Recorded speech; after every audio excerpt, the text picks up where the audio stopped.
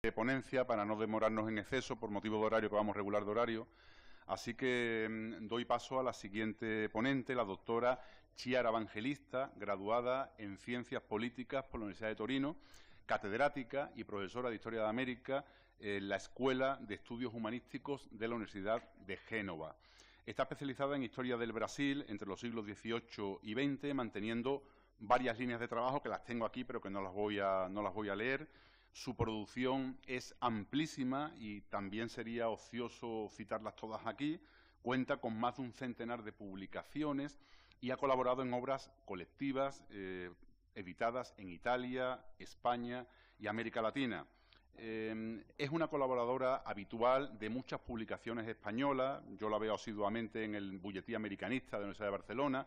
Publica también en Navegamérica, que es la revista que edita la Asociación Española de Americanistas, a la que yo también pertenezco y bueno, y que me gusta leer esa revista, una revista digital de mucho nivel y que Chiara Evangelista suele publicar en sus páginas.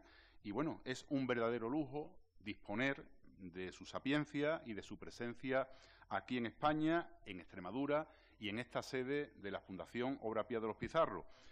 Bueno, y sin más preámbulo, le cedo la palabra. Su ponencia lleva por título Fronteras Nacionales y Estrategias Indígenas, la colonización del Gran Chaco en los siglos XVIII y XIX.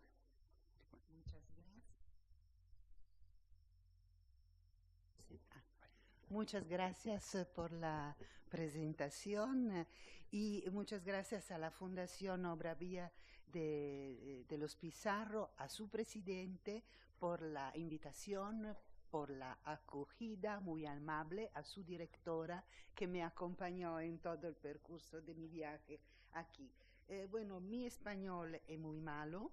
Yo hablo un portuñol más o menos creativo.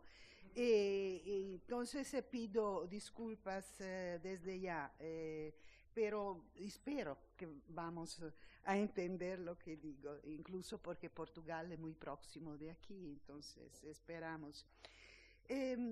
Para entender las características del Gran Chaco es suficiente hacer referencia a la experiencia del personaje que hoy estamos conmemorando, Nuflo de Chávez, que fue también trabajado por la primera ponencia. Este conquistador y explorador percurrió el Chaco en 2 travesías desde Asunción hacia Lima, acompañado por un número consistente de indios guaraní. Según Alfred Métraux, es comprobado históricamente que en el segundo viaje él fue acompañado por 2.000, 3.000 guaraní de Itatí. Años después fue matado por un grupo de itatines. Bueno, son pocos datos biográficos en que nos entramos realmente en el Chaco, no solo en el Chaco que yo voy a tratar hoy, ma en la historia del Chaco. Primero, el Gran Chaco, Chaco y Gran Chaco, fue una región estratégica para la consolidación de un camino seguro entre Asunción y Lima, o visto en una perspectiva más amplia, como ya fue dicho hoy, un camino que uniera el Atlántico al Pacífico. Segundo aspecto, la alianza de los españoles con los grupos indígenas, notadamente con los guaraní, y el número consistente de los indígenas y de los grupos indígenas. La región parecía muy poblada por los autóctonos, si podemos llamar autóctonos los grupos tribales que nos encontramos en el siglo XVI, por los migrantes invasores guaraní y, en fin, por los invasores conquistadores españoles. Según Ulrico Schmidl, en la entrada de Irala que él acompañó, y cito, hemos ganado hasta 12.000 personas entre hombres, mujeres y niños, y para mí unas 50 personas. Concordo en este caso con Pierre Clastre cuando en los años 60 del siglo pasado escribía que no se entiende por qué solo en este caso, en estas fuentes, por unos historiadores, las fuentes deberían mentir, ¿no? Porque el número era muy alto. De hecho, el Chaco era muy densamente poblado, densamente en el sentido del peso demográfico, de la presencia demográfica de los sitios. Tercero aspecto que la biografía de Nuflo de Chávez nos introduce: la situación de tensión y de violencia, de instabilidad política de la región.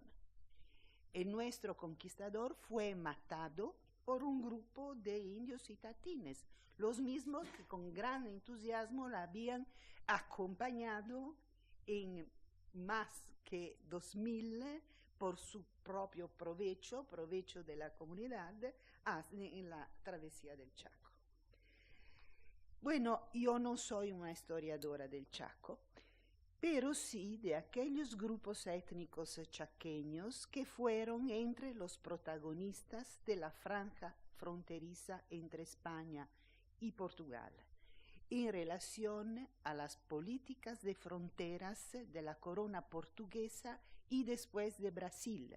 Entonces, a partir desde la descubierta del oro en Cuyabá, que se tornó rápidamente en ciudad en 1717, y después, algunas décadas después, con los tratados de confines, que en mi charla serán fundamentales: el Tratado de Madrid de 1751 y sobre todo el Tratado de Saint-Ildefonso de 1776. De hecho, a pesar que el Chaco sea enteramente en territorio y fuera enteramente en territorio de la Corona de Castilla, los dos mundos, el mundo chaqueño y el mundo portugués, se encontraron y por longa temporada. Para entender mejor este proceso, me detengo un rato sobre la herramienta política y cultural que los pueblos del Chaco tenían. Mi perspectiva es una perspectiva de las acciones de los indígenas en relación a estos nuevos actores históricos y sociales que eran los guaraní, que llegaban con los españoles y de manera especial los españoles. ¿Cuál era esta herramienta cultural y política también? Primero, vivir en un contexto altamente dinámico y pluriétnico. El territorio de casa, como ya fue definido por Pedro Lozano, y era también, como fue aclarado por Tisera, un conjunto de muchos pueblos. La cacería presuponía que muchos pueblos distintos acudieran en un lugar específico. Entonces, movilidad y nuevas relaciones entre grupos étnicos, formación de nuevos vínculos de parentesco y la formación también de relaciones interétnicas basadas en la relación amistad-vasalaje, que como veremos era muy importante en la sociedad Mbaya-Guaycurú.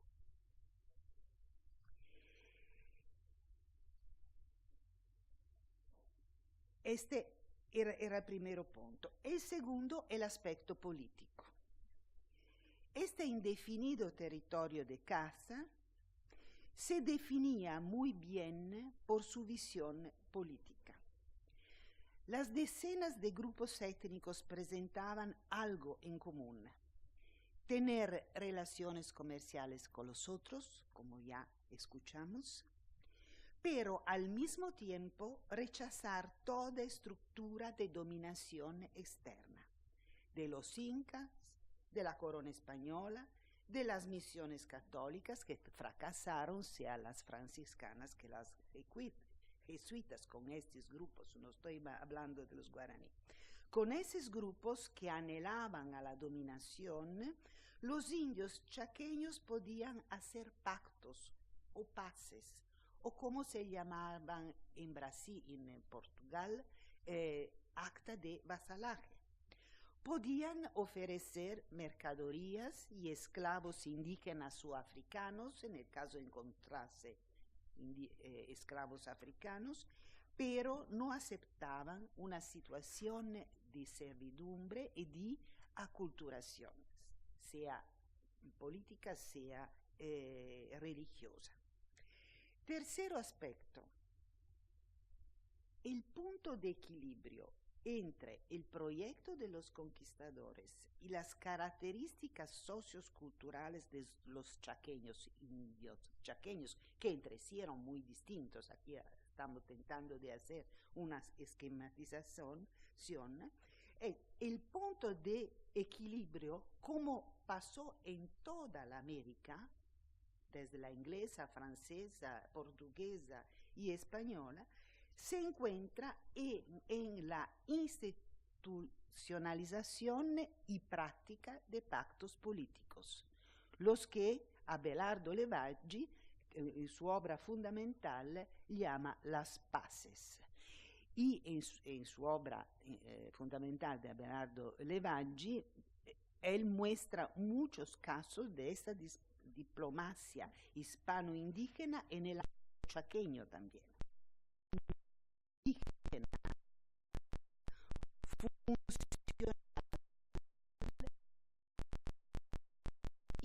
Práctica de una política negociadora con el mundo colonial y el desarrollo paralelo de un acopio de bienes que implicaban prestigio y acentuaba la posesión diferenciadas de los jefes dentro de la comunidad. Este aspecto del prestigio, que bien conocemos los que estudiamos esta área y estudiamos los grupos étnicos americanos, fundamental para desde afuera de este mundo. En este contexto, al comienzo del siglo, los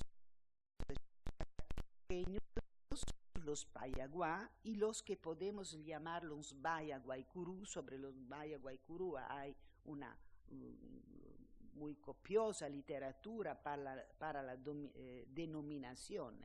Yo uso lo que se usaba en Brasil, los Guaycurú, Baya, algunas veces Baya, y después explicaré por qué es mejor para el caso brasileño usar un Baya-Guaycurú. Los Baya-Guaycurú eran, juntos con sus aliados vasallos, los chané, de lengua arawak. Los Payaguá y los Baya-Guaycurú llevaron su experiencia a los confines con los dominios de Lisboa. Estos grupos habían perfeccionado entre sí una diversidad que podemos considerar estratégica para la afirmación étnica y que se muestra muy bien en la primera mitad del siglo XVIII a lo largo de lo que serán los confines entre España y Portugal. Por un lado, la movilidad. Los Payaguá, lo sabemos, en los ríos, por su habilidad de construir canoas que ya construía antes de la conquista. Los Guaycurú en tierra firme, por su adquisición del uso del caballo ya al comienzo del siglo XVII. Por otro lado, una cosa importante fue la radicación en la tierra. Entonces tenemos dos grupos móviles que son móviles pero no exactamente nómades, porque tienen sus límites, sus confines, que son los de los vasallos, y también porque hay unas referencias en las fuentes de los caballeros Guaycurú que paran en los límites, en los confines con las tierras de sus vasallos chané, paran para toda la digamos, la ritualidad del momento de entrar en la tierra de los otros. Entonces, cuando pensamos a nómades, pensamos sí a nómades, pero con una idea muy precisa del territorio. No son gente que vagan por varios lugares. Bueno, los chané estaban enraizados en la tierra y cultivaban para los Guaycurú, Mbaya Guaycurú, y también digamos, se cuidaban de los hijos pequeños, los pocos hijos que las mujeres de Mbaya Guaycurú hacían, ¿no? Como me coligo con la ponencia de Beatriz Vitar. A lo largo de los confines que se establecieron a partir de la mitad del siglo XVIII, hay que juntar otro tema, que se chocaban dos políticas territoriales distintas. La española, que era finalizada al mantenimiento de la posesión del territorio y a la seguridad de las vías comerciales y de comunicación interna, y la parte portuguesa, que era de carácter fuertemente expansivo. Como mostró Manuel Lucena Giraldo por el lado español y desde la perspectiva portuguesa por Tamar Herzog, para los portugueses la defensa de los confines combinaba con el proyecto de ir siempre un poco más allá de los mismos, no solo en la época colonial, sino aún más en el Estado Nacional. Hay varios momentos de la historia brasileña en los cuales se puede vislumbrar esta política marcadamente, rotundamente expansionista. Aquí todos lo conocemos, pero solo para... No se ve. ¿Cómo se puede proyectar?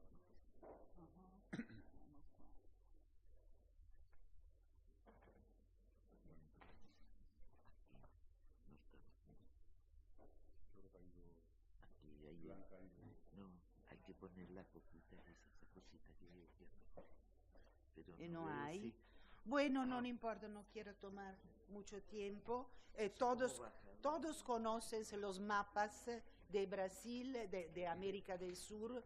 No además son mapas feos, porque no es PowerPoint, es algo de...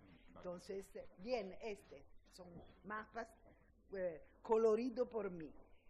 Todos lo conocemos, solo para, digamos, para lembrar más. No quiero quiero solo pasar. Vamos a hacer así. Estos son los confines del Tratado de Madrid. Y aquí está el área sobre la cual voy a profundar un poco. Digamos otra cosa, que esta vocación expansionista portuguesa no derivaba de una presión demográfica, absolutamente no. La población de toda forma era muy escasa, no se podían fundar ciudades porque no había moradores que quisiesen o pudieran se tornar en vecinos, con todos los problemas de ser vecinos, ¿no? Entonces era mejor construir fortines con milicias que no era paga, etc.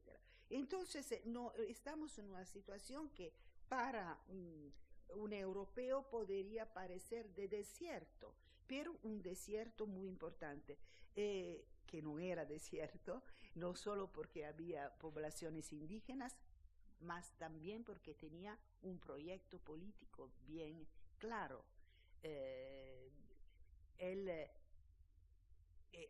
En mi visión, digamos, la orientación que siempre más me parece correcta para estudiar este corazón de América del Sur, en que el Chaco hace una parte importante, es de verla realmente como un laboratorio en que se hizo América, porque es un laboratorio de muchas fronteras distintas, y sobre ese tema yo quisiera decir algunas cosas en la mesa redonda de hoy en la tarde. Entonces, los portugueses querían atraer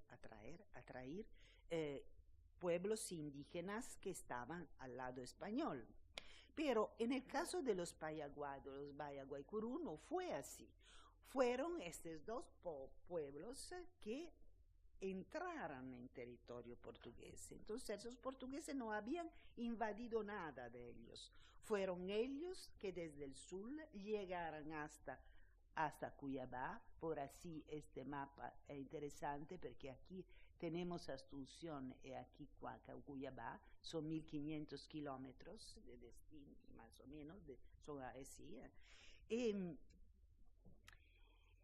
Y atacando las flotas de canoas que llevaban el oro de Cuiabá por los ríos hacia el Atlántico. Entonces, el primer contacto de los portugueses de Cuiabá con los Payaguá, y después inmediatamente los Payaguá hacen el primer ataque en 1725 y los Bayaguaicurú aparece un poco más después. En esta experiencia que duró hasta los años, hay una data exacta, que es 1768, cuando hay la batalla entre Guaicurú y Payaguá y los Guaicurú ganan. Entonces, hasta los años 60, activaron una verdadera máquina de guerra, porque los Payaguá atacaban a los portugueses en el agua, los Guaicurú esperaban en la tierra firmes, mataban a los pobres portugueses, pegaban el oro, en el caso tuviera el oro, y los esclavos africanos, que podían vender en el mercado español, ¿no? Los esclavos africanos siempre fueron, lo sabemos, una mercadería importante a estos confines.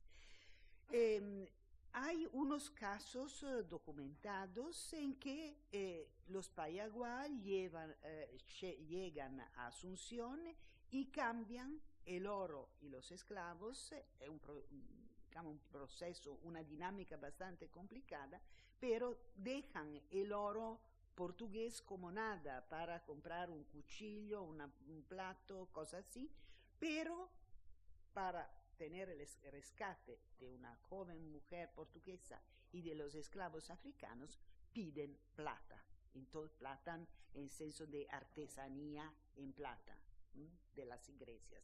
Y ese es muy interesante para que entramos en un circuito comercial que es interétnico. Hay el circuito comercial intraétnico de las canoas de los Payaguá, de los caballos robados, etc. Pero aquí hay una sobreposición de circuitos comerciales distintos, que lamentablemente en este caso no se puede muy documentar. Por lo contrario, en la región del virreinado de Nueva España se puede documentar estas diferentes esferas de intercambios. Bueno, voy a continuar este discurso. Hay la quiebra de la alianza entre Payaguá y Guaicurú, una fecha símbolo puede ser esta de 1768, cuando los Guaicurú se habían apropiado de las ferramentas Payaguá, y la situación de la frontera se va modificando, sea por la quiebra de la alianza, sea sobre todo porque faltaba el oro en Cuiabá y en Mato Grosso. El ciclo de oro en Mato Grosso estaba ya en una fase descendiente. Y al mismo tiempo los portugueses estaban fortaleciendo sus confines. Pienso que la palabra fortaleciendo sea bien, porque realmente estaban construyendo fuertes a lo largo de los confines del Tratado de Madrid. Estamos ya un poco ya en el Tratado de San Ildefonso, porque Ildefonso, porque estamos en los años 70, 80 del siglo XVIII.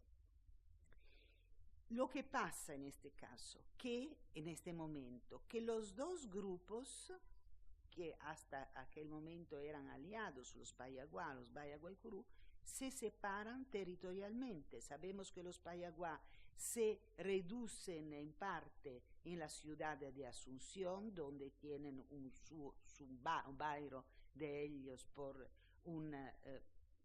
lo menos hasta la independencia, una otra parte no. Aquí la situación es bastante compleja, no tenemos tiempo de verla en los pormenores, y los Bayaguaycurú están siempre más al lado en el territorio portugués.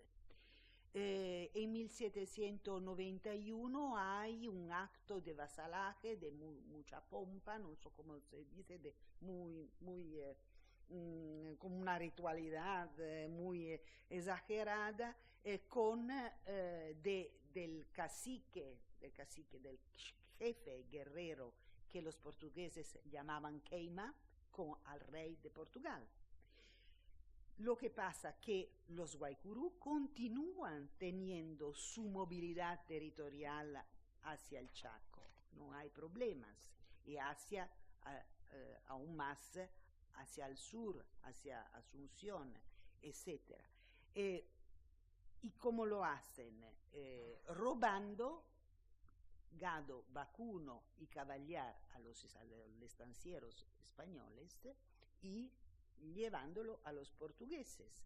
Hay toda una serie de documentación muy interesante en el Archivo de Indias en Sevilla sobre las quejas de los funcionarios españoles por esta situación, quejas que pasaban por la península ibérica, volvieran en lugar específico.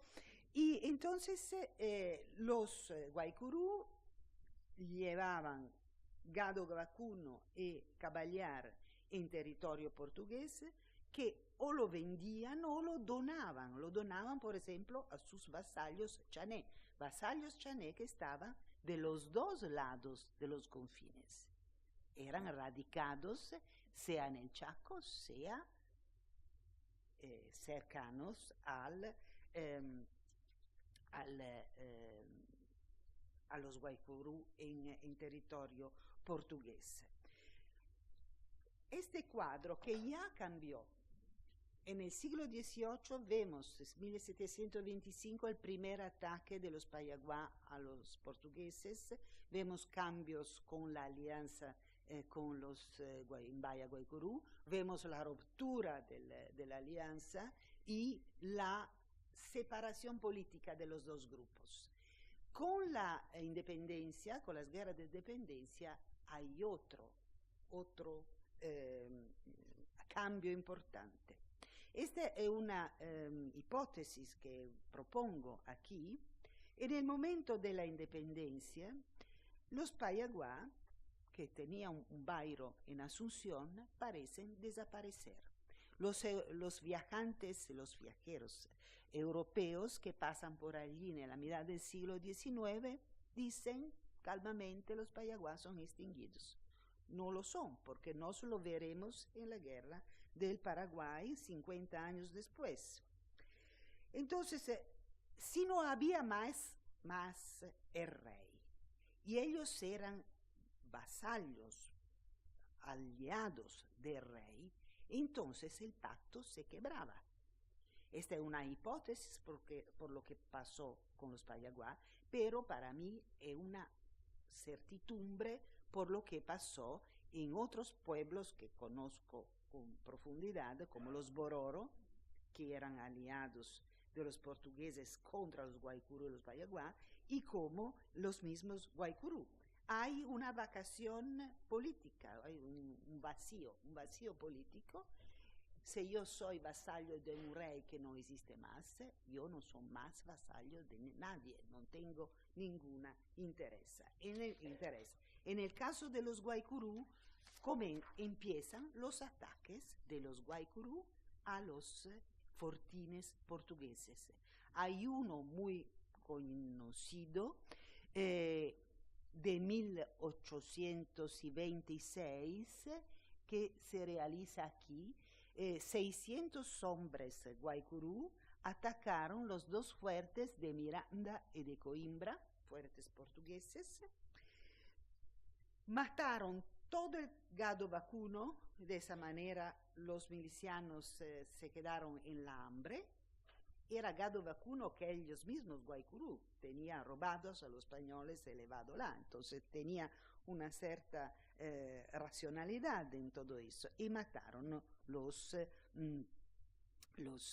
caballos también. El problema es una hipótesis de trabajo, es este, que no puedo beber agua que si no me peora. Que los Guaycurú no tenían más el mismo poder sobre sus vasallos aliados. Los terenas, sobre todo los terenas, los layana, los quiniquinaos, siempre más conversaban, comerciaban, tenían ligaciones con los portugueses directamente. Y fue esta la política portuguesa.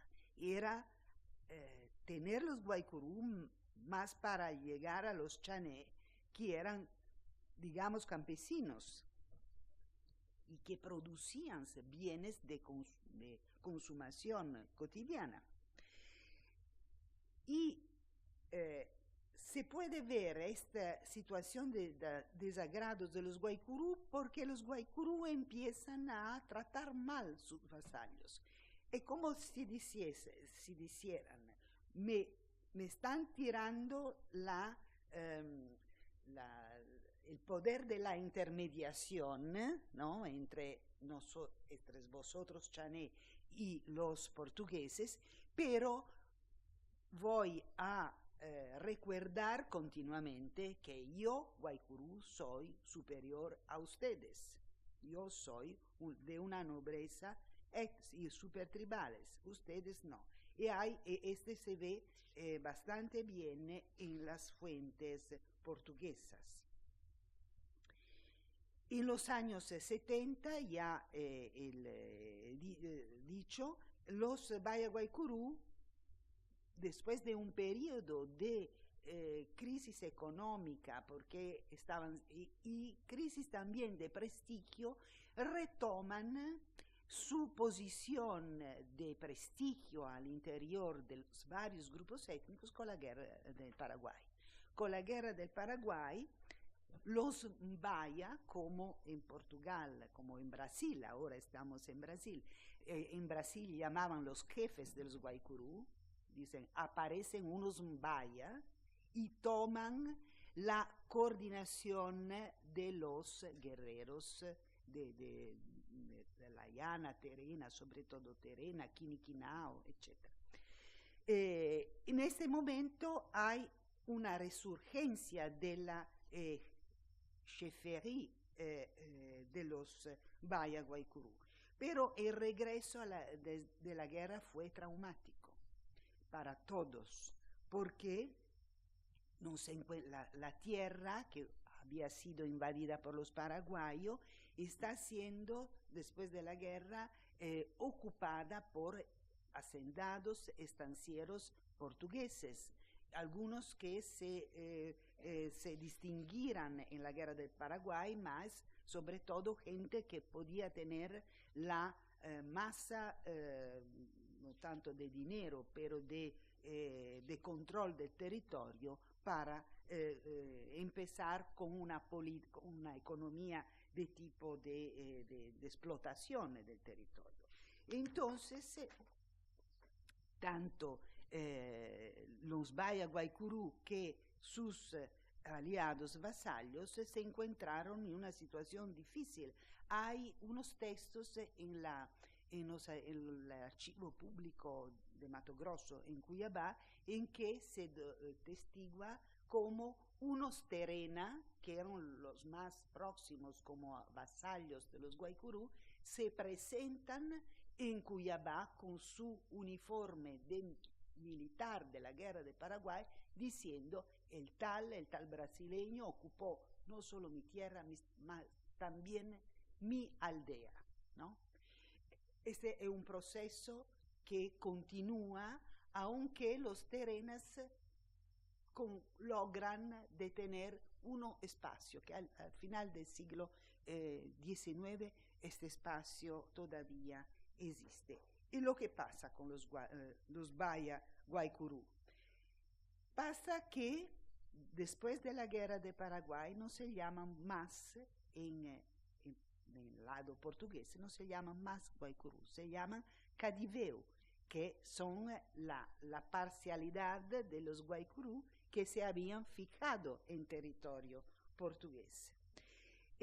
Pasó por allá, al final del siglo XIX, un agrónomo francés, Émile Rivasseau, que encontró, pasó por 15 días en una aldea Cadiveu, los antiguos Guaycurú, y relata Émile Rivasseau que ellos, los cadiveos, se presentaban como agricultores sedentarios. En realidad no eran agricultores, eran vaqueros.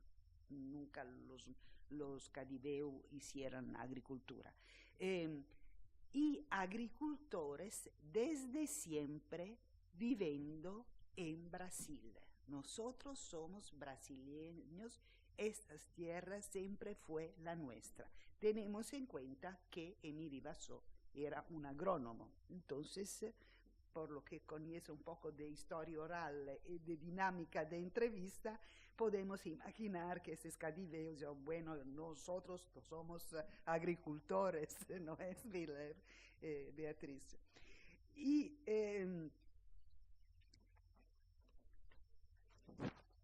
lo que podemos ver por las fuentes de este periodo, estamos al final del siglo XIX, vemos que la cultura Baya, Guaycurú, la cultura de esos nobles chaqueños trasplantados en Brasil continuaba siendo.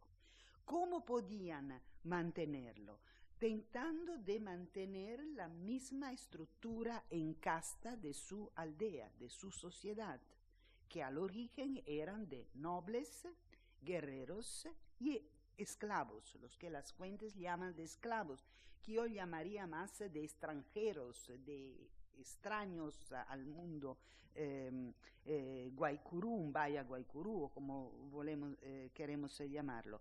¿Y cómo mantener todo eso? Si vemos las pocas fuentes de este periodo, porque en el Estado Nacional las fuentes sobre los grupos indígenas disminuyen drásticamente, son las coronas que tienen interés para los pueblos indígenas, ¿no? Para sus vasallos. El Estado Nacional no, el Estado Nacional lo ve como la tarjeta del atraso de la nación, ¿no? Entonces todo muda y muda también la cualidad de las fuentes. Pero de toda forma, trabajando sobre las fuentes que se pueden encontrar, que son sobre todo impresas, podemos ver una cosa, que los Cadiveu, los antiguos Guaycurú, como se llamaba antes, al final del siglo XIX son denunciados por las continuas correrías en el Chaco, afuera de los confines brasileños, y sobre todo contra los vecinos chamacoco, que no eran del grupo Chané, pero eran allá y eran prontos para se tornar en esclavos de los nobles Cadiveu, ¿no? Entonces hay estas correrías para pegar prisioneros, para pegar unos, sobre todo los más jóvenes, para ser vendido en el mercado urbano de Corumbá, sobre todo de Corumbá. Entonces hay una situación de conflicto de frontera, Y esta era la manera para que los cadiveos pudieran siempre se considerar nobles. Tenían que tener unos que no eran, que nobles no eran, ¿no? En el grupo. Entonces los cadiveos, que fue esta última parcialidad Guaycurú en territorio brasileños, reivindicaban las tierras que habitaban en Brasil, pero conservaban sus raíces chaqueñas, continuando lo que habían hecho desde siempre, aprovecharse de indios chaqueños para mantener la organización. Sobre este punto tengo solo una última cosa para decir. Guido Boggiani, una de las fuentes que yo tengo es de Guido Boggiani, que es un pintor etnógrafo italiano muy conocido en Paraguay. Él también defendió los chamacocos contra los cadiveos. Y este personaje también, amigo de los chamacocos, al final, muy joven, a los 40, fue matado por unos chamacocos en una expedición que él quería hacer. Entonces, para concluir, cada pasaje que yo he mostrado tiene una complejidad interna bastante fuerte. Espero que las cosas generales se dieran bastante claro. Para concluir y volver al tema de los confines, aquí al final del siglo XIX estamos en una franja fronteriza muy porosa entre Brasil, Bolivia y Paraguay. Una franja fronteriza porosa que permitió a los decadientes, vencidos antiguos guerreros Guaycurú de mantener esta visión de hegemonía, de fantasía, de hegemonía sobre cuál territorio, el Chaco. Gracias.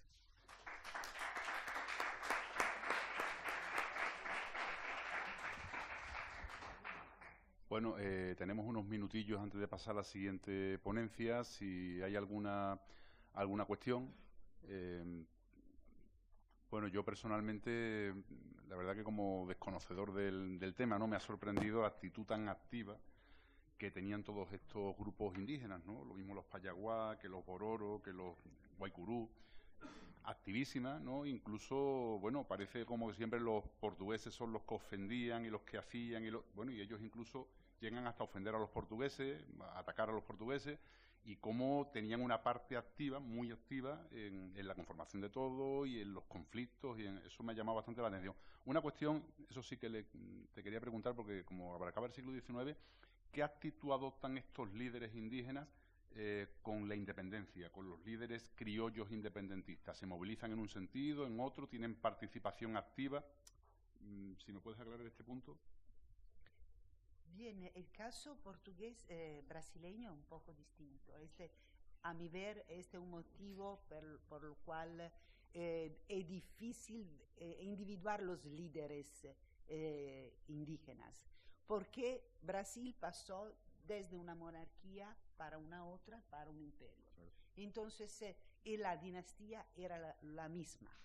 El problema de la llegada de los Braganza en tierra brasileña fue que desde Don Juan VI y hasta el momento de la llegada del emperador Don I II, entonces Don Juan VI y Don I, la política indigenista fue bastante dura, ¿no? Fue una persecución en relación a los indígenas. Don Juan VI llegó en 1808 e hizo inmediatamente dos leyes, una sobre las sesmarías, que era la donación de tierra a los portugueses, y otra sobre la persecución de los indios botocudos. Entonces ya cambia. El Estado Nacional en Brasil llega ya aún con el anciano régimen. Pero digamos que en esta región tan lejana, el tema de la independencia se siente más en relación a los vecinos, Por ejemplo, los Bororo, de que he hablado antes, estaban también aquí, poco más o menos aquí, los Bororos occidentales son, ¿no? Que fueron declarados extinguidos al principio del siglo XIX. En realidad, unos Bororos occidentales, o como lo llaman Cabasais o da Campaña, existen en la Bolivia. Están un pequeño grupo. Mas ese Bororo, al momento de la situación difícil en Charcas y de las guerras de independencia, lo que hicieron en 1817, llegaron en 150 a los confines con Brasil y me parece que aquí, al final, se pusieron el fuerte de Miranda. Es decir, ellos llegaron con los caballos robados a los españoles. Todos los indios sabían que los portugueses tenían hambre de caballos, porque esta es una región en que los caballos mueren muy fácilmente. Entonces era una continua búsqueda de caballos. Entonces ellos llegan con armas de fuego, caballos y muchas personas diciendo: del otro lado no hay más rey, nos queremos ser vasallos del rey de Portugal, ¿no? Entonces hay realmente, son caciques que deciden, no hay problemas. Al final los portugueses dieron a los españoles, a los amigos del otro lado, dieron solamente las armas de fuego. Los hombres Bororo lo tenieron, lo pusieron en el fuerte de Miranda para hacer una población, y los caballos, claro que ya habían desaparecido, ¿no? No sé, no te respondí completamente, mas ese es uno de los pocos casos en que se ve el liderazgo indígena que toma una posición. Si no, en el caso de Mato Grosso no es muy claro. Ajá. Vale, bueno, queda respondida. Creo que el profesor Cifrido quería hacer una pregunta.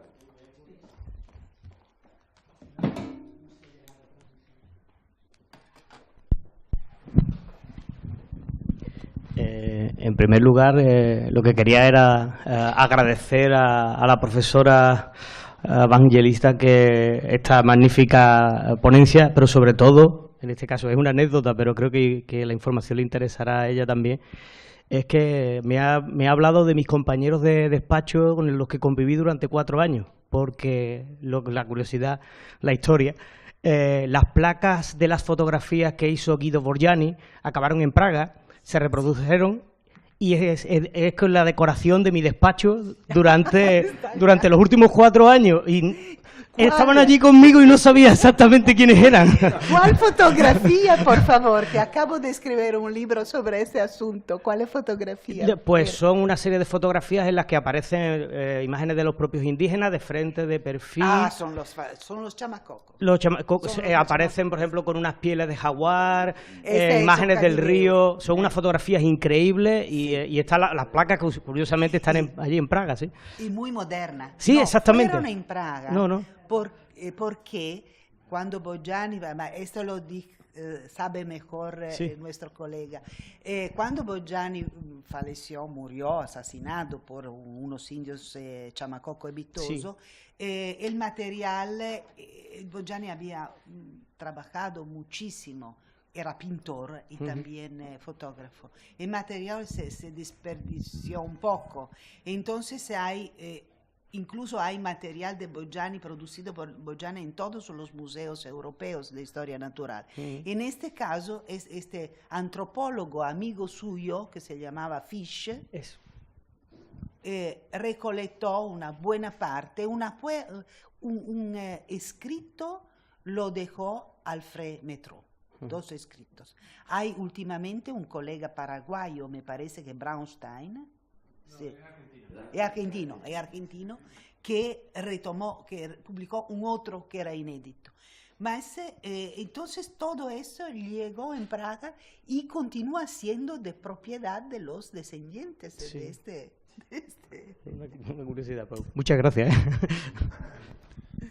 Bueno, pues si no hay más preguntas, pasamos a la última ponencia del día, de la mañana.